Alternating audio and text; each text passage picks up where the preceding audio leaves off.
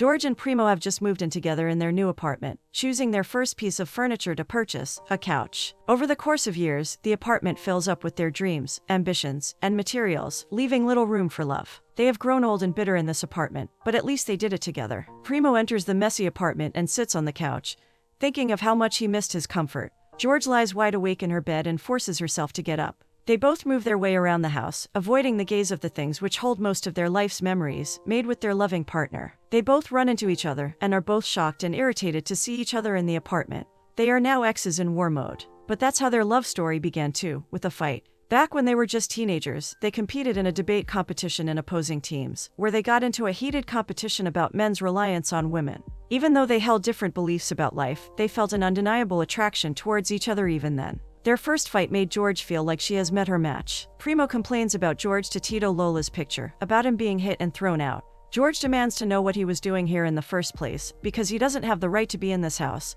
since he left earlier. He reminds her that he only went away because she asked him.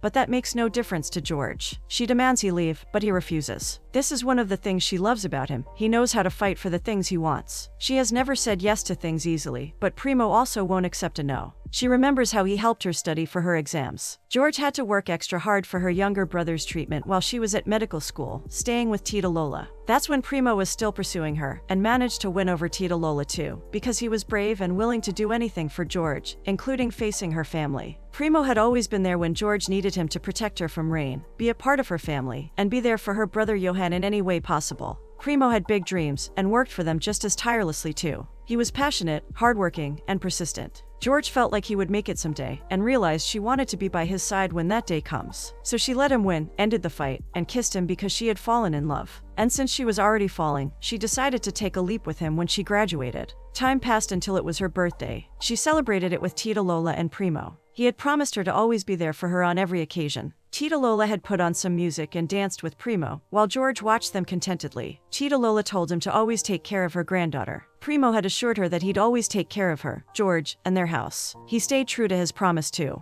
He was there when Tita Lola was admitted to the hospital, even though he had to miss a gig. He was there through her sickness and passing too, settling in the home she had left behind with George. George told Primo that her father wasn't actually deceased, contrary to what her mother had told him, and he was understanding as ever, not poking her with questions. They made a great team, and knew they could overcome anything as long as they were together. He used to call her Joe as a loving nickname, and she adored it. They planned to fill up the house with all kinds of luxuries, when Primo would be a successful musician and George would be a doctor. They dreamt of living in the house with their families and kids. Ironically, it's George who is now pushing Primo out of the very same house and telling him to go live with his family in Italy, even though he has no other place to go. She tells him that they are broken up, and she's selling the house, so he needs to leave immediately. He doesn't accept this answer, which makes George recall how, over the course of the last few years, everything that she loved about him has turned into the same things she hates about him. Primo had had a fight with his bandmate Bowie because he had left the band to play somewhere else. Bowie tried to explain to Primo that he needed to do it to pay the bills, but Primo was still disappointed in him for abandoning their dreams. George and Primo were struggling financially, and George had to make concessions, while Primo was still determined to pursue his dream no matter how much it cost. Meanwhile, George didn't have time to study for her exam anymore, because she had to constantly work for their survival, waiting for Primo to get his big break. Primo had been oblivious of this, and was being very picky with whom he chose to play, as he was very specific about his art. George was tired and overworked most of the time, and even though Primo cared, he was too self-absorbed in his problems to understand her struggle. He quit his job out of pride. She missed out because she was trying to get Primo home, who was still at the bar, drunk since last night. She couldn't leave him on the street, and so missed out on the exam she had been working on for years. It was Joe's birthday when Primo sat by her, in a house with no utilities and love. She stormed off, and Primo kept insisting to address their problems, so she finally gave in and accepted that she was tired of constantly slaving away while he kept pursuing a passion that bore them no fruit. After finding out that all he was doing was weighing her down, Primo left George so that her life would be better, and she wouldn't need to miss out on happiness anymore. George had run out in the rain after him that night, crying, but it was already too late. Now George is studying for her exam while also working, but in better conditions. Primo has shown up in her life after 2 years without any contact. She doesn't know what to do, but still heads for Johan's appointment at the hospital, where her friend Mikko has already started working. Johan is starting to lose his eyesight because of not taking his insulin injections regularly. George promises to take him to Amsterdam as soon as she sells the house, on the condition that he takes his injections on time. Mikko spills to her family that Primo is back. They are apprehensive of his arrival and anticipate that George will get back with him, regardless of how much she denies it. George is adamant about selling the house. Primo makes up with Bowie after all these years, who has been living with his wife's parents and works in their business too. He asks his friends if they know of any jobs he can take up. Bowie's wife suggests the job of networking, and Primo is willing to try it, which is shocking for Primo's friends, who have known him to be headstrong, proud, and stubborn.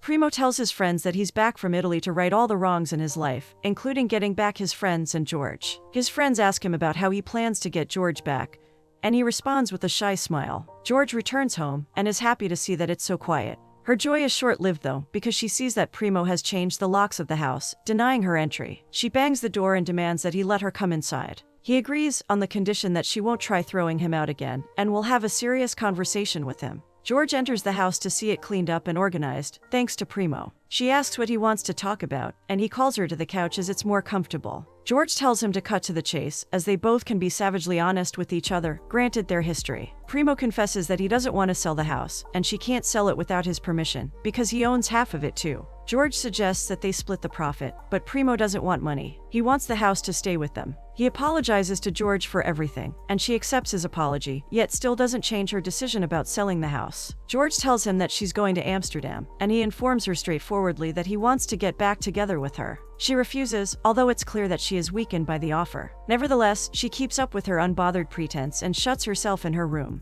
The next day, Primo wakes up to George putting tape all over the apartment to create a division that declares two halves of the property. While she's taping the couch down the middle, Primo goes to her room and claims his half of the bed they used to sleep on together. He teases her about her sleeping positions, and she finds herself going soft for a moment before she gets her stern attitude again. She agrees to him having the couch in the living room, as long as he stays away from the bedroom, which is hers. They move on to the dining room and negotiate about the different appliances they bought together. Primo is about to lose this round, because all he can think or see is George's petite body extending on top of the chair, while she tries to fix something. George feels his gaze on her and decides to take advantage of the opportunity, getting Primo's approval on all her demands. She even gets the bathroom schedule of her choice, thinking she has won. Meanwhile, Primo is happy in his defeat as well, because at least he's back at home. When George is leaving for work, she sees Primo taking a shower with the garden hose in their front yard. She can't help but stare at him and walks toward him in a haze. He repeats her trick and asks her if they could not do the schedule anymore. However, George isn't as weak as him and still says no. Later that day, George brings a potential buyer to the house to show him around, and Primo sabotages the whole meeting on purpose. They start arguing in front of the man, and he gets tired and leaves. Primo is very pleased to have avoided the customer. The next morning, Primo brings boiled eggs to the table for George, where she is having her breakfast cereal. She doesn't want his breakfast offering, but he keeps trying because he wants her permission to invite his friends over. George is about to reject his unreasonable request when her friends Aoi and Miko enter the house. George tells her friends to stay on her side of the house and allows Primo's friends to come over. She is nice to them when they come over, and they go back to adoring her like they always used to. Primo finds out that George has been in touch with them over the phone.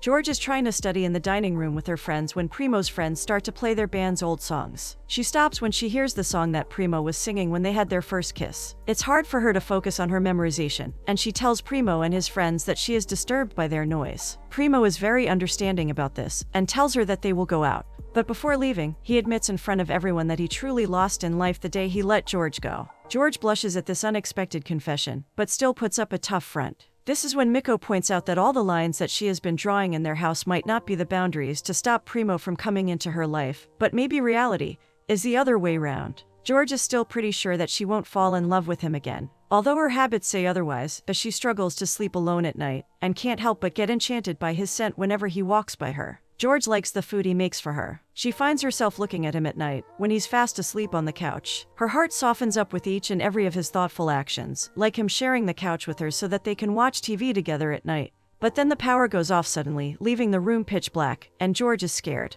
When the light comes back on, they notice their hands touching and sheepishly pull them away from each other, struggling to fight the desire of wanting to touch more. The light goes off again, and when it comes back on this time, Primo is fully holding George's hand, acting all innocent that she got scared of the dark. When the light glitches the third time, Primo is cuddled up near George's seat, but she has managed to make it out of the couch in time, because she knows his moves very well. That night, when she sees him sleeping all alone and cold, she throws a blanket at him, unaware of the fact that he noticed this gesture. The next day, Primo wants to talk to George about something important, He breaks the news of his new networking job in his usual witty manner. Later on, he even pays his share of the water and electricity bills. The next time George sees her friends, Miko is concerned and irritated by the fact that George is starting to believe Primo again and tries to stop her. Aoi points out that maybe George is putting up lines instead of leaving altogether because she misses having him around. That night, when George comes back home, Primo is playing his guitar and sings the song of their first kiss. George sees the setup he has done, asking her to forgive him. Her heart gives out, and Primo finally kisses her. But she pulls back and runs out of the house, trying to escape her feelings. It starts to rain, and Primo goes after her with an umbrella in his hand. When he finds her sobbing on the street in the rain, he tries to convince her to come back home, or she'll get sick. George doesn't want to be near him and tries to walk away. When he doesn't give up following her, she loses her temper and throws away the umbrella. She is angry at herself and him for falling into the same patterns again.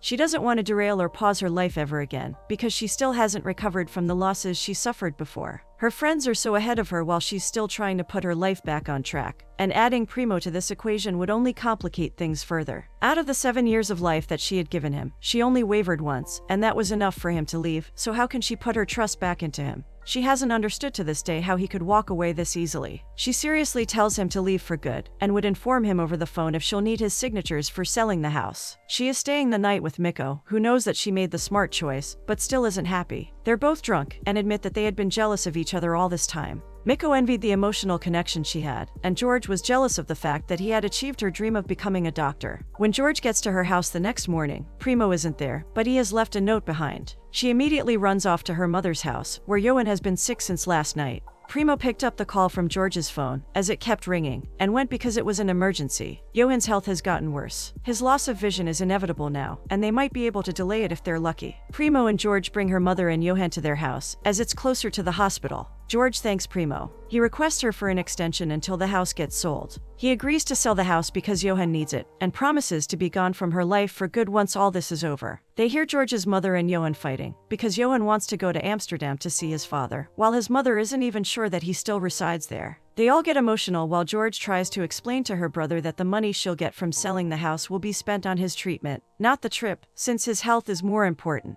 The next morning, George wakes up to multiple potential buyers for her house. Together they give different people their house tour, and hopes to get a good deal. It is during one of these meetings that Primo talks about how he feels about this house, and how much history it holds from his heart, which convinces an old lady to buy it. Primo also surprises George's family with tickets to Amsterdam by selling all his records, which means that he sacrificed his dream of being the incredible Prime, because George and Johan matter more to him than fame, success, or money. Touched by this gesture, George jumps into Primo's arms and pulls him into a hug, crossing the line she taped herself. Turns out that George's mother doesn't want to see her ex, so Primo will be accompanying them on this trip. Primo meets his cousin in Amsterdam and introduces him to George and Johan. He asks Primo if he wants to jam with their old friends in Rome, but Primo declines the offer since he will end up there anyway. Johan asks George if she'll still break up with Primo after all this, and she reminds him that they haven't been together all this time. They find their father's potential address in Amsterdam, and are very excited to see him when they are told that he moved to his wife's place. George and Johan are crushed to find out that he has another family, and that's probably the reason why he left them in the first place. George suspects that it may not be such a good idea to see their father after all, but Johan is still insistent on seeing what his father looks like at least once before he goes blind.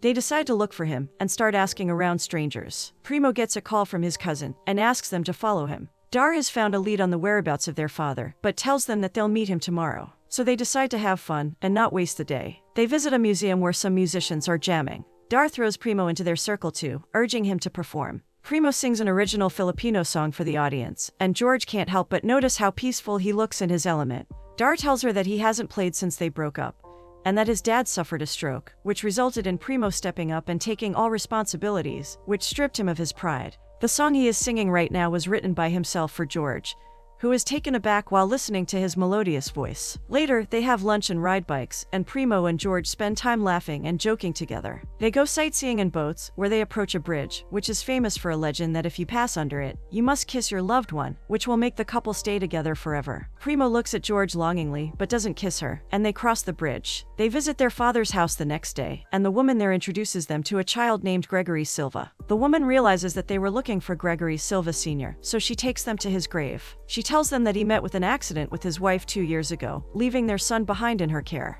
They find out that their father used to talk about them all the time, and planned to save money to visit the Philippines so that all his children could meet each other. They leave their father's grave feeling content and grateful. Yoan tells Dar to take them to see the tulips, because that is something that George has always wanted. Yoan mischievously arranges a situation for only Primo to take her to see the tulips, while he and Dar head home. George and Primo enter a flower field and ask a farmer for directions to the tulip patch, but he tells them that they're out of season. Primo still manages to find another patch that is full of flowers that are equally beautiful. They talk about how much he has changed, and how adaptive and flexible he has become since he stopped being his former proud self. Life seems to have really humbled him, and given him a new and more mature perspective. Primo wanted to prove to George that she made a mistake, but his life only got worse, and he couldn't even go home because he didn't have the guts to face George. He was ashamed of himself that, one day, he considered taking his.